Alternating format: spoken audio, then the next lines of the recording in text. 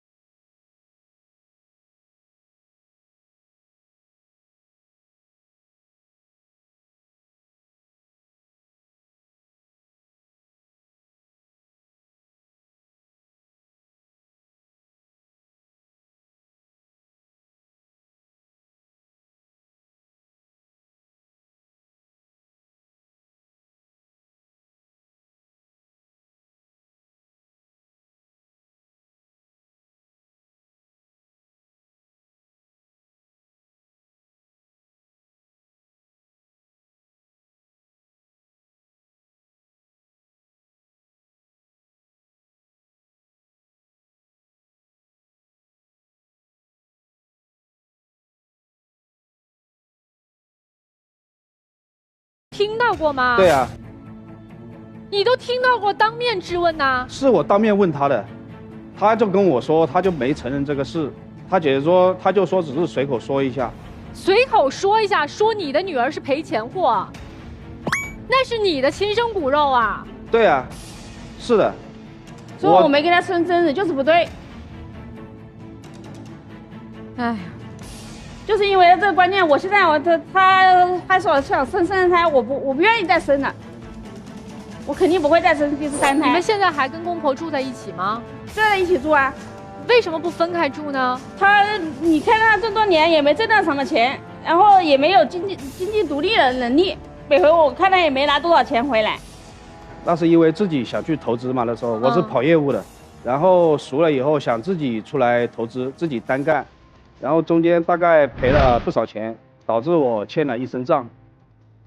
现在还在欠着是吗？现在欠的不多了，还的差不多了。那个时候我一个人打2份工，我白天跟别人开车送货，晚上还要做兼职，所以说就导致家里我基本上没有什么时间来管。看我公婆就不这样觉得啊，他觉得我生了女儿没给他们家传宗接代。这都啥观念？我真是听的都，哎呀，忍无可忍。那你公婆为什么不怪他儿子？因为生女儿一个又不是这个媳妇自己的责任。他儿子是最好的，我就是他们家外人一样的。孩子是你一个人生出来的？哎，他就觉得什么事情都我一个人去完成。我们不说公婆对孩子怎么样啊，这个爹对孩子怎么样？他以工作忙为理由啊，经常不在家里啊，他也不管呀。孩子如果生病什么的呢？电话也打不通，经常一搞电话也打不通。哎，我在外面跑业务，我忙去了，这不是你女人的事情吗？你干嘛什么事情都要让我来解决嘞？那我要你在家里当家里管小孩干什么嘞？你以前有工作吗？以前也有工作呀，我公公婆婆也不管小孩，没办法，我只有时时在家里带小孩呀。所以当孩子生病去医院的时候，你老公对你说的是，这不是女人的事儿吗？是啊，他说这都应该交给你管，你主内我主外。那孩子生病，爸爸再这么着也应该去吧？他说他们工作忙，那个时候是因为在外边，他没有时间回来。你也认为孩子看病是属于主内的工作？对。那他对你在家主内的这个工作做的认可吗？比如说肯定你的辛苦，比如觉得你为家庭付出很多，对你怎么样？他如果觉得我辛苦的话，他就不会对他父母说要来帮我，他去调节，他根本就没有调节。然后我跟他爸爸妈妈说，他爸爸妈妈也无动于衷。那他本人对你在家里面的付出认可吗？他要是认可的话，就不会这样了。你在出差的时候，孩子生病了，公婆是什么状态？是会跟你一块儿带孩子去医院吗？还是说他们也什么都不管？我公他去打牌，我婆婆她去跳广场舞，他不管。他们说这是你自己的事情。包括你老公在内，他们一家3口全都是对你跟2个女儿全是这个态度，是吗？对，他不管不问的，就让我一个人带小孩。他有没有说过什么特别过分的话，让你觉得特别伤心的？就是因为他就说我在外面赚钱，你在家里把2个小孩都搞不定，我要你在家里干什么了？因为我赚的钱确实也都交给他了。你把钱交给我就行了，是吧？那孩子这是我一个人的吗？等会儿，现在全家包括公婆在内，全家的生活支出全是老公一个人挣吗？我欠债的时候，我父母有一点微薄的退休金，他帮了我一下。现在呢？现在就没有了，账还清了以后就是靠自己债。一个月现在挣多少钱吗？一个月差不多也就1万不到，有时候高的时候差不多1万1、2。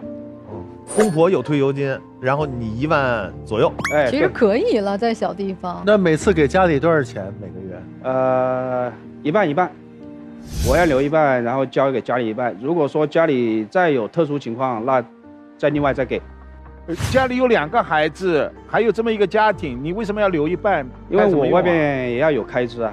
他说他在外面跑业务，他要开支，他要在外面应酬。就人家5个人花一半，你1个人花一半，是这意思是吧？不是，他一个人花一半，然后一家3口，5个人的爸妈俩孩子，自己的钱吗？我爸妈有，他公婆有，他有退休金，他们2个老人顾着他们俩自己，所以他不用找我们伸手找我们要钱，所以他就有理由不管我们。我是特别生气，就是姑娘，你知道我气哪儿吗？你连你自己的委屈都讲不明白。你有一件事儿，我真的我看完我都忍不了。你天天在家这么辛苦，你老公怎么骂你啊？你老公说你是什么呀？嘲笑你像什么？我现在觉得我一下就说不出来了，就是感觉很委屈。所以你得说呀。说你什么？像个寄生虫一样，像个保姆一样的，在这个家。你看见了吗？我也想去带孩子，我也想出去工作呀，没办法，我为了2个孩子，我要是出去工作，2个孩子就没人管了。不，保姆不是嘲笑，我觉得保姆还给工资呢，这是不给钱的保姆。他从来没有把你当成一个妻子，当成一个妈妈看，是吗？对。他是带娃不赚钱，但关键是你没付工资呀，这个钱就是要你付的呀。但是我每次发了工资赚的钱，该交都交给他了。那是养2个孩子。什么叫该交的交了？你自己花了一半的钱用在哪里？你要做业务应酬的话是可以报销的呀，对吗？公司是不是给报销的？所以啊，你的钱用在哪里了？吃喝玩乐吧。我也就是压力大的时候，偶尔和同事朋友在外边喝点酒。所以嘛，它不是业务应酬啊。他就以这个理由，每个月就是给我1点钱，然后我每个月没有钱的话，我就没办法，我只有去找娘家，有时候伸手去借一点。他每个月回家的频率是什么样的？多长时间回一次家？这个家反正他想回就回呗。1个月回来2次吧。对。一次待多久？一次也就待1-2天。一次待1-2天，也就是说1个月2次，1年12个月，也就1年的时间，您在家24次，24次平均1-2天，那我给你往多了算，1年48天在家是吗？嗯。那他回到家以后，对你和对孩子怎么样？有没有稍微尽一丁点的责任？回来就往沙发上一躺，脚一敲，我累了，你伺候一下。他也不管我辛不辛苦了，他就是直接就说我挣钱了，我就是大爷。你说你是不是？他对孩子们呢？不管呀，他回去的话就玩上手机去啊。我有我的业务要谈啊，那小孩是你的事情。那孩子不会想爸爸吗？比如说爸爸回来了，看到爸爸回来会很高兴。他直接到楼上去把房门一关，我休息去了，我累了。也跟孩子没有交流。然后孩子学习不好，我要他去说一下。哎呀，这个事情你不要找我了，你自己去解决呗。因为我怎么说呢？每次回来的时候，他就喜欢找我吵架。一回到家里说那也不行，这也不行。打个比方，我想往沙发上一躺，他说：“哎，你洗的不洗的，脏衣服也不换，这里就不能躺。”就是这样。所以说我就不愿意在家里待着。你也不想女儿吗？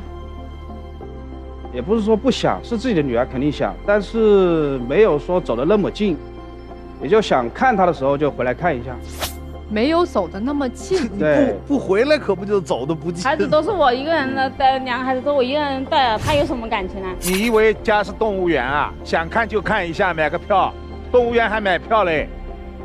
你这么委屈，你为什么还跟他过呀？可能是觉得，孩子都生了，没办法，我就只要忍气吞声的。这爹不是有没有都一样吗？反正也是，他想看的时候看一眼，不想看就不看了。那分开了，不是也是一样的状态吗？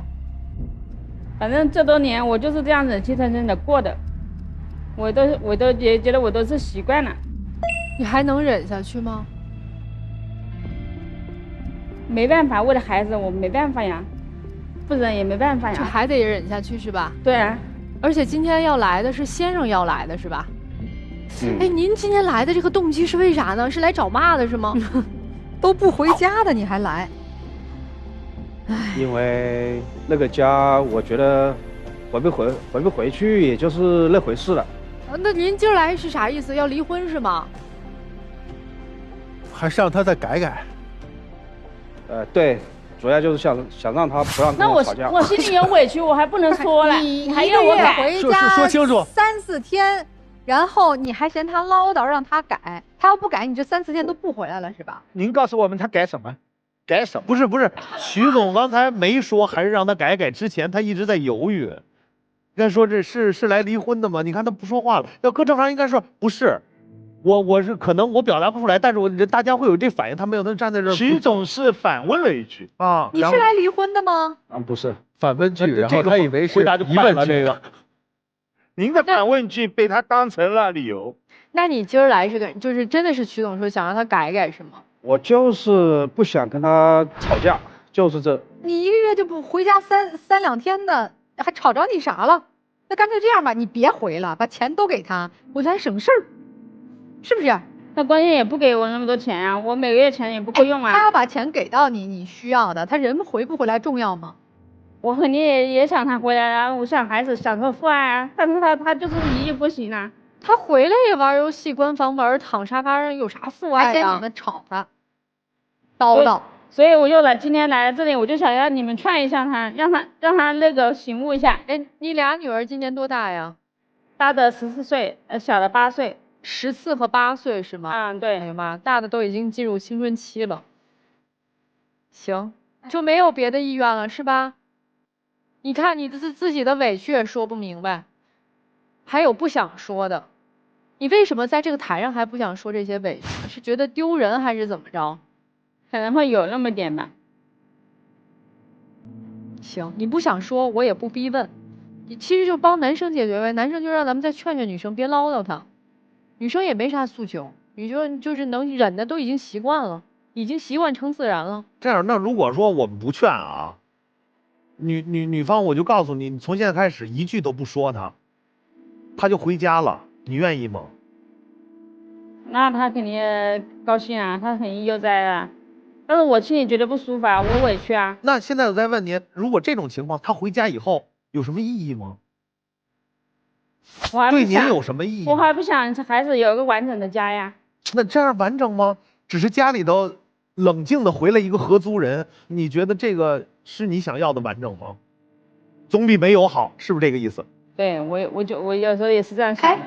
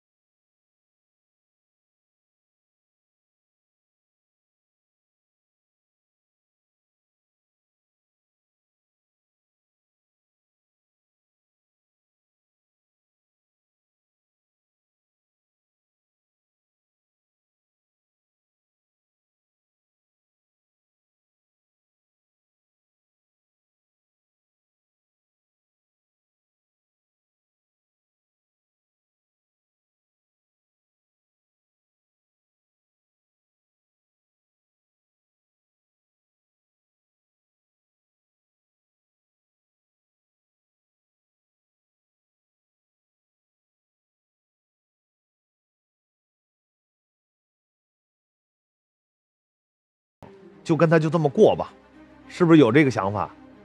有那么点吧。男方是2个女儿跟你们仨人反正也离不开我，离开我你们没有钱，你们没有生存能力，要么你就再给我生一个，给我生个儿子，要不然的话咱就这么对付下去，是不是这意思？对。你还想要儿子是吗？那你看她婆婆那个公公婆婆那个状态，必然还想要个儿子，要个孙子呀。婆婆和儿子同心了呀。啊，对啊。其实她今天，莎娜老师真的被你逼得真的已经无语了。但是她为什么不会说？她并不是不想说，她不敢说啊。她说了以后，她是最怕被他抛弃的呀。她动过手吗？你看你不用看他的。没有。骂过你吗？没有。寄生虫和保姆都不算骂啊。寄生虫和保姆都不算骂，这是非常大的侮辱哎。所以今天要来的是这个丈夫，对，丈夫人家说你再唠叨我就不要你了，不给你过了，可怜。行，所以老师们千万别那个什么，太气人了。你们待会儿那个稳住了啊，别，人家女生没有想来，人家那个人家觉得这样过着行，好的，对。婆婆说2个孙女是赔钱货，这侮辱的是她自己，因为她也是女人，她敢把重男轻女的任何侮辱性的语言发泄在自己的媳妇面前，谁纵容的就是你。如果你有明确的态度，你对自己的妻子尊重疼爱，你妈妈敢吗？你给自己父母造成的一种景象，这个家是我赚钱的，我的妻子只不过做了一个保姆，保姆也是一种值得尊重的职业啊，也要付钱啊。你付他工资了没有？他承担了你全部的责任担当，你是不是应该付50%工资给他？你付了没有啊？而且称他这么难听，这么侮辱性的寄生虫保姆，天下的保姆多少你算账？这位女士，这位妻子，我由衷的和你说一句，这个年龄四肢健全，离开这个男人活得了，不用找孩子的理由，其他的理由。如果真的过不下去，就离开呗。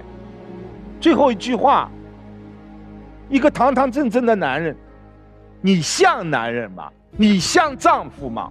你像父亲吗？你自己回答。谢谢。我特别替这个年轻的妈妈啊，不到40岁而感到悲哀。但是我觉得，命运真的永远是在我们手里的。如果你不去拿起自己的武器，自己生命的力量去过日子，你以后还会更悲哀。你的2个女儿会看不起你，她们习得的就是爷爷奶奶说我妈没用，我爸最好，爸爸回来看不起我妈妈，说我妈是寄生虫。你不要觉得孩子是爱妈妈的，会永远觉得妈妈是伟大的，不是的。在这样让人窒息的封建残余智库的家庭当中成长的孩子，极大可能他们长大了也看不起你。老公看不上你，现在还把钱交给你，是因为要让你养2个孩子，还等着你来伺候，未来伺候他的爸妈。在他们心中，你的用处就是生育工具，没有生出儿子来，那就把2个我们家的这丫头片子赔钱货给我养大了，等我们老了，你来给我们洗脚，给我们做饭，这就是你的命运。你说如果我们一生都是全职太太，孝顺公婆，全职妈妈，我觉得也没有问题。但是至少我们得到的是尊重、爱和大家对你的一致的认可。你什么都得不到，你的老大都14岁了，一转眼他们就成人。你再去做一份工作，给你的女儿们树立一个榜样。妈妈在你们年幼的时候尽了全力陪伴你们，现在你们长大了，妈妈要去获得人生的尊严和自由了，这才是未来你的女儿们孝顺你、尊重你、把你当榜样唯一的可能。这才是这个家庭，你的丈夫，甚至将来是你的前夫，你的孩子的爷爷奶奶，他们能够以后尊重你唯一的方法。如何捍卫自己的尊严呢？我希望你早日觉醒，加油。我其实真的特别无法共情他的委屈，为什么呢？就是让人恨得牙痒痒，但是自己却不愿意去面对自己所有所面对的这些事情，觉得这已经是成为我的习惯和自然了。那你这种的让别人怎么帮你呢？所以吕女士，我现在真的只想跟你说一点啊，你的2个女儿是在缺失父爱的一个家庭环境下长大的，这点你承认吗？对吧？1年见不到爸爸几次，好不容易爸爸回来了，他就像一个工具人一样，进屋、回房、关门，这就是爸爸在他们心中的一个印象。所以他们非常渴望父爱，尤其是14岁的这个女儿，因为她已经进入青春期了。那么接下来会发生什么事情？你的大女儿大概率是会早恋的，因为她缺爱，她大概率会被男人骗的，因为她在这样的一个家庭环境下成长，因为她没有父爱，妈妈又不坚强，爷爷奶奶说自己是赔钱货，所以你想想，外面但凡有一个男人对你的女儿稍微好一点，给她哪怕一丁点的温暖和关怀，你女儿都会把他当成100倍的好，怎么办啊？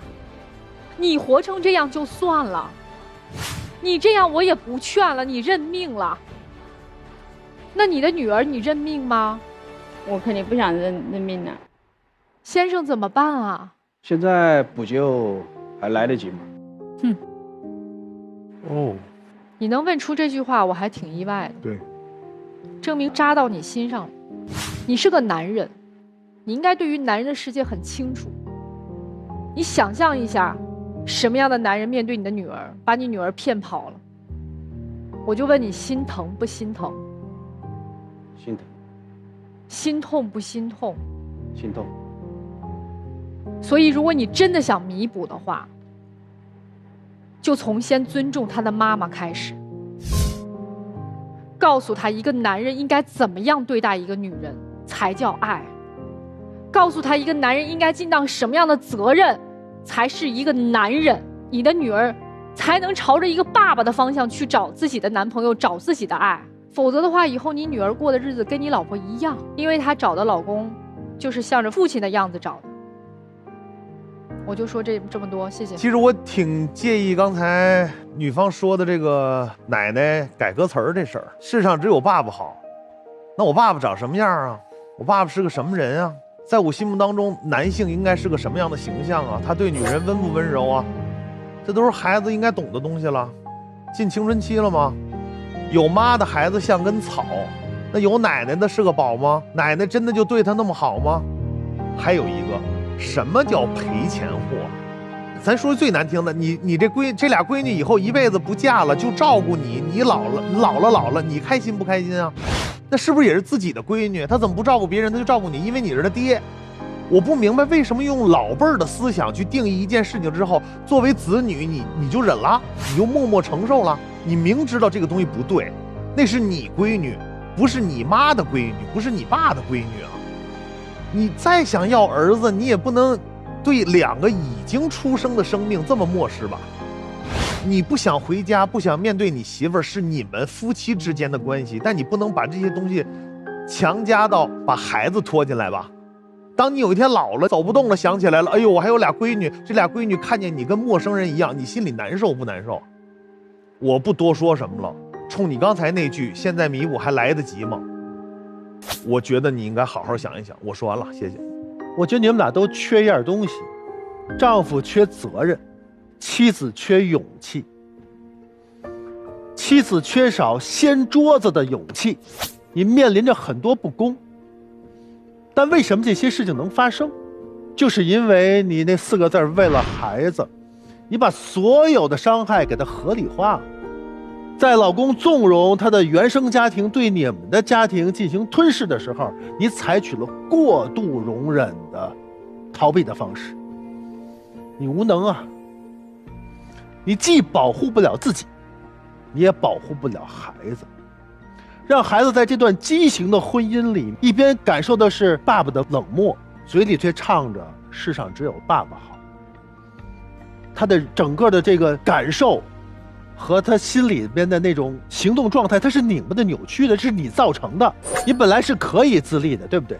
你有工作的，但你为了这个家庭，你毫无底线的牺牲，没有意义，因为你错付了人。丈夫没有责任，你逃避你的错误，你投资失败，你给这个并不富裕的家带来了多大的伤害？你有什么脸面回到家里让他给你伺候着？哪儿来的底气？不就是他的懦弱吗？真的，你那一句话救了你自己，也救了这个家。你一定要接下来把重心放在以下几件事情上。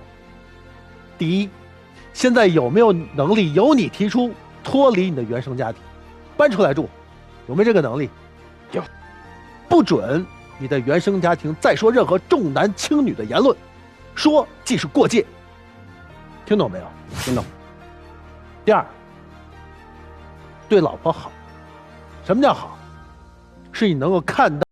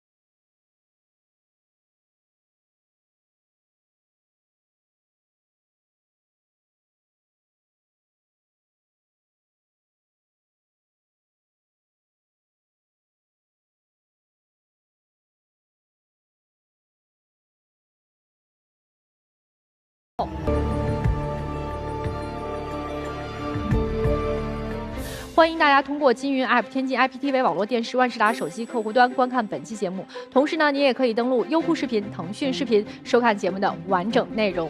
好，我们一起来揭晓答案。3、2、1，请开门。出应该是能出来的。我真是肯定没会出的有悬念，没有悬念。出来是哎，没有哎。哎呦啊，觉醒了，妻子觉醒了。不是，没有哎。不是，不一定就有离婚啊，不一定就真分开。我刚才给他的条件是说，你条件没说。如果你没想好的话，或者说你想到了什么你做不到的话，那有没有你就别上了。有没有可能是妻子听完我们说的，决定觉醒，决定先自己努力对呀，不去靠丈夫的改变？现在的情况是两方都有可能，都有可能是觉得丈夫的态度刚才已经表明了。对，我觉得我也认为更多的是妻子觉醒。对，我觉得大概率是这样。哎呦，我这个心一下沉下来了，我还真希望他们出来，我听听这丈夫怎么说。我认为是没有悬不是念的。他们不出来，我还挺高兴。我觉得妻子至少是觉醒了。我希望像你所说一样，妻子觉醒了。不管怎么样啊，希望今天他们来到咱们《爱情保卫战》这档节目的舞台上，能够多多少少对他们有一些触动。也希望这个结局如我们所愿，如他们所愿。不管怎么样，祝他们生活幸福。好了，这就是我们这一期的《爱情保卫战》，我们下期再见。